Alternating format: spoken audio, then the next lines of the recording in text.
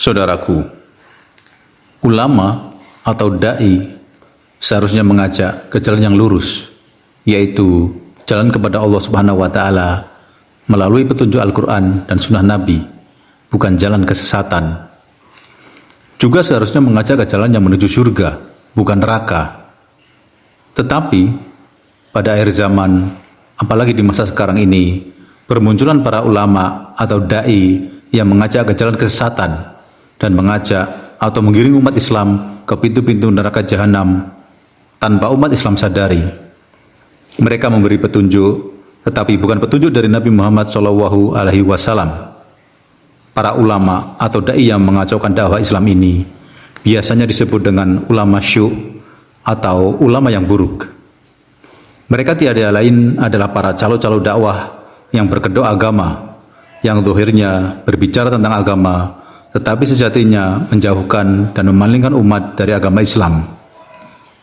Ulama atau da'i syuk senantiasa mengabaikan dan menjual prinsip agama Islam demi untuk menggapai kelezatan dunia, harta, pangkat, jabatan, banyaknya pengikut, atau untuk kepentingan nafsunya sendiri. Jauh-jauh hari, Rasulullah telah mengabarkan tentang hal ini di dalam hadis yang diriwayatkan oleh Bukhari, Muslim, Imam Ahmad, dan Al-Baghawi dari Hudzaifah ibnul Yaman, bahwa Rasulullah bersabda, "Suatu kaum yang memberi petunjuk dengan selain petunjukku, engkau mengenal beberapa di antaranya, dan engkau akan mengingkarinya."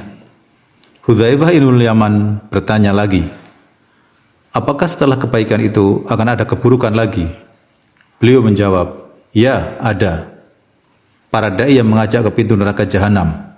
Barang siapa mengikutinya, maka ia akan dicampakkan ke dalam neraka." Hudzaifah berkata, "Wahai Rasulullah, jelaskan ciri-ciri mereka kepada kami." Beliau mengatakan, "Mereka memiliki kulit seperti kita dan berbicara dengan bahasa kita."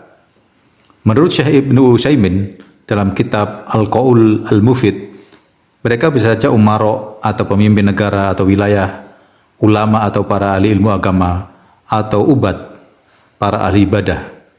Karena mereka inilah yang kebanyakan mempunyai pengaruh, karena biasanya mereka menjadi panutan dan ditaati masyarakat pada umumnya. Kemudian, bagaimanakah karakteristik ulama atau da'i yang buruk tersebut? Yang pertama, yaitu menyuruh orang lain untuk melakukan kebaikan, tetapi dia melupakan dirinya sendiri. Ini membuktikan kalau ia orang yang tidak sehat akalnya. Ini seperti yang dijelaskan di dalam Al-Quran, surat Al-Baqarah ayat 44, yang artinya, "Mengapa kamu suruh orang lain mengerjakan kebaktian, sedang kamu melupakan kewajiban dirimu sendiri, padahal kamu membaca Alkitab? Apakah kamu tidak berpikir?" Dalam hadis riwayat Ahmad, dari Anas radhiyallahu anhu, Rasulullah bersabda, "Pada malam di mana aku diperjalankan atau Isra, aku melihat suatu kaum yang lisan mereka dipotong dengan gunting yang berasal dari api neraka atau dari besi. Kemudian aku bertanya kepada malaikat Jibril, 'Siapakah mereka, wahai Jibril?' 'Mereka adalah para khotib di antara umatmu yang memerintahkan manusia kepada kebaikan dan melupakan diri mereka sendiri, padahal mereka membaca Al-Quran. Apakah mereka tidak berpikir?' Inilah orang-orang yang munafik yang mengatasnamakan agama Islam. Yang kedua, yaitu mereka membuat ajaran dan memberi petunjuk, tetapi bukan ajaran dan petunjuk dari Muhammad SAW. Inilah yang membingungkan dan mengacaukan umat Islam. Dan hal ini pula yang menggerogoti Islam dari dalam.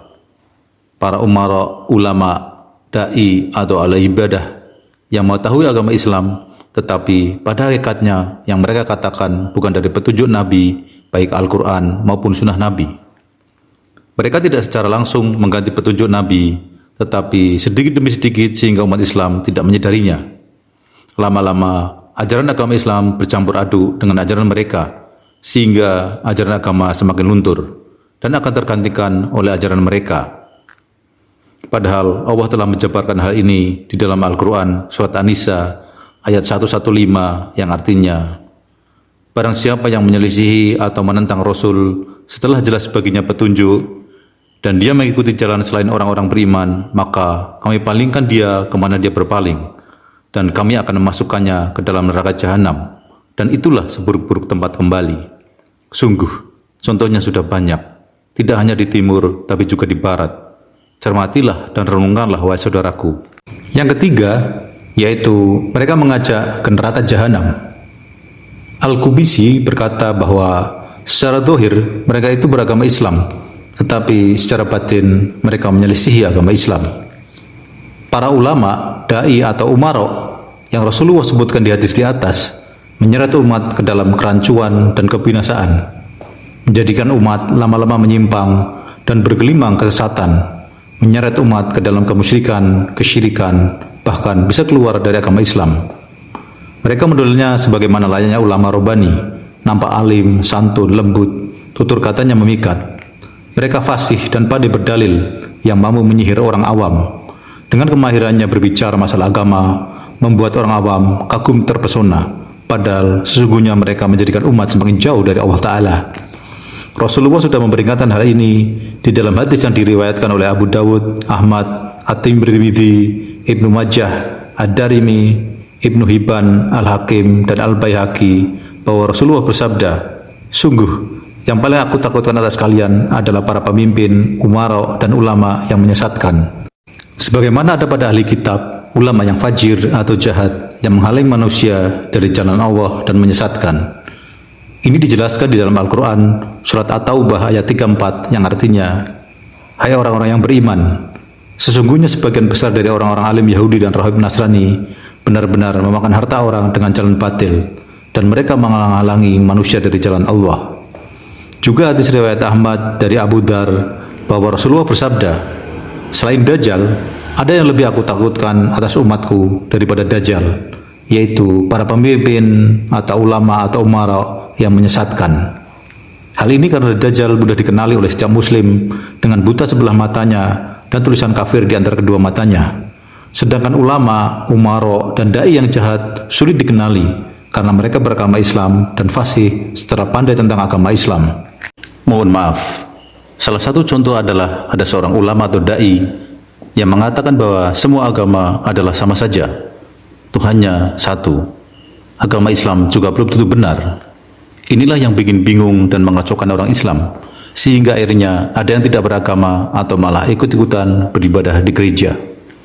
Padahal Allah berfirman dalam surat Ali Imran ayat 19 yang artinya, "Sesungguhnya agama yang diridhoi di sisi Allah hanyalah Islam."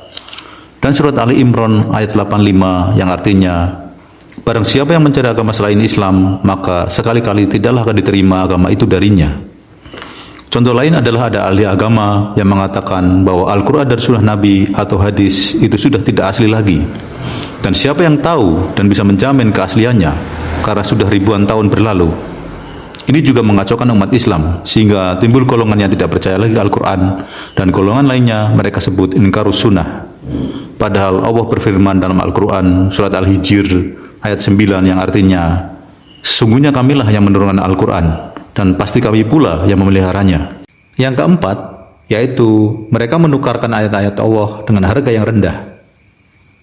Ada beberapa peringatan di dalam Al-Quran mengenai hal ini. Yang pertama, surat Al-Baqarah ayat 41 yang artinya, "Janganlah kamu menukarkan ayat-ayatku dengan harga yang rendah, dan hanya kepada akulah kamu harus bertakwa." Kemudian surat Al-Ma'idah ayat 44 yang artinya, "Karena itu, janganlah kamu takut kepada manusia, tetapi takutlah kepadaku, dan janganlah kamu menukar ayat-ayatku dengan harga yang sedikit." Ayat ini sebenarnya ditujukan kepada rohib Bani Israel yang menyembunyikan kebenaran ayat-ayat kitabnya dan ditukar dengan harta dan kemewahan dunia. Maknanya adalah menukar penjelasan, keterangan, dan menyiarkan ilmu dan ayat-ayat Al-Quran dan Sunnah yang bermanfaat di kalangan manusia dengan cara menyembunyikannya, memutarbalikkan kenyataan, atau mengatakan yang sesuai dengan kepentingan pribadinya atau yang berkuasa atasnya, agar mendapatkan harta keduniawian yang sedikit lagi rendah dan pasti lenyap. Yang kelima, yaitu mendiamkan kebatilan dan kemungkaran. Jika ulama atau dai atau umaro yang melihat kebatilan atau kemungkaran yang berkembang dan tersebar, namun dia diam, tidak mengingkarinya dan tidak menjaganya, maka orang awam akan menyangka itu bukan sebuah kebatilan atau kemungkaran. Karena akan timbul dalam benak orang awam tersebut, ulama, dai, dan umara saja yang mengerti tentang agama mendiamkannya, berarti tidak menjadi masalah. Inilah yang merancukan pemahaman orang dan membantu tersebarnya kebatilan dan kemungkaran dan kerusakan di mana-mana seperti yang kita lihat sekarang ini. Benarlah apa yang dikatakan Hujatul Islam Imam Ghazali dalam kitab Ihya Ulumuddin. Dia berkata, maka kerusakan rakyat itu karena kerusakan penguasa, dan rusaknya penguasa itu karena rusaknya para ulama, dan rusaknya ulama itu karena kecintaan pada harta dan kedudukan. Siapa yang terpedaya akan kecintaan terhadap dunia, tidak akan kuasa mengawasi hal-hal kecil. Bagaimana pula dia hendak melakukannya kepada penguasa dan perkara yang besar. Semoga Allah menolong kita dalam semua hal. Rasulullah sudah memperingatkan hal ini di dalam hadis riwayat At-Tirmizi nomor 2095 dari Hudzaifah ibnul Yaman bahwa Rasulullah bersabda, "Demi zat yang jiwaku berada di tangannya, hendaklah kalian benar-benar mengajak kepada yang ma'ruf dan benar-benar mencegah dari yang mungkar. Atau jika tidak, niscaya Allah akan mengirimkan hukuman atau siksa kepada kalian sebab keengganan kalian tersebut. Kemudian kalian berdoa kepadanya, namun doa kalian tidak lagi dikabulkan." Yang keenam, yaitu mereka menebarkan kebencian dan fitnah.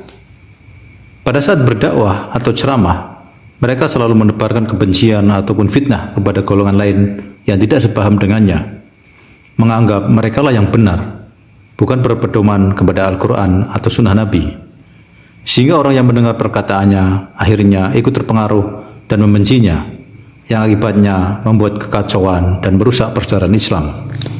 Padahal Rasulullah telah bersabda dalam hadis riwayat Bukhari dari Anas bin Malik bahwa Rasulullah bersabda, "Janganlah kalian saling membenci, janganlah saling mendengki, dan janganlah kalian saling membelakangi. Dan jadilah kalian hamba-hamba Allah yang bersaudara. Tidak halal bagi seorang muslim mendiamkan saudaranya melebihi 3 malam." Yang ketujuh, yaitu membangun fanatisme buta. Fanatik dalam kamus artinya keyakinan atau kepercayaan yang teramat kuat terhadap suatu ajaran. Mereka selalu mengatakan bahwa golongan dialah yang benar, walaupun mungkin tidak sesuai dengan Al-Quran dan Sunnah Nabi, sahabat, atau ijma ulama. Mereka tetap benar. Sedangkan golongan lain, meskipun mungkin benar, tetap dibilang salah.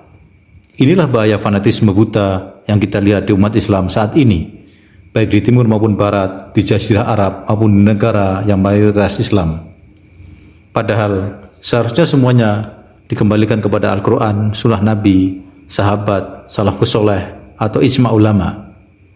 Sebagai renungan, yaitu hadis Nabi dari riwayat Ad-Darimi dan Ahmad, bahwa Rasulullah bersabda, "Demi zat yang jiwaku berada di tangannya, seandainya Musa hadir di tengah kalian, lalu kalian mengikutinya dan meninggalkanku, maka sungguh kalian telah tersesat dari jalan yang lurus. Kiranya Musa hidup dan menjumpai kenabianku, dia pasti mengikutiku." Maksudnya adalah apabila kita meninggalkan sunnah Nabi dan mengikuti Nabi Musa, seorang Nabi mulia yang pernah diajak bicara oleh Allah, maka kita akan tersesat dari jalan yang lurus. Lantas, bagaimana jika kita meninggalkan sunnah Nabi, lalu mengikuti ulama atau da'i yang membangun fanatisme kepada golongannya, syekhnya, ustadznya, kiainya, mubaliknya, habibnya, imamnya, atau cendekiawan lainnya dibandingkan dengan Nabi Musa? Pikirkanlah saudaraku. Yang kedelapan, yaitu mereka rusak akhlak dan moralnya. Sungguh, ini yang sangat menyedihkan dan memiriskan hati, adanya ulama atau da'i yang moral dan akhlaknya rusak. Padahal mereka adalah panutan dan teladan umat Islam. Telah banyak didapati seorang ustadz atau kiai berbuat kejahatan atau perbuatan yang tidak senonoh kepada santrinya.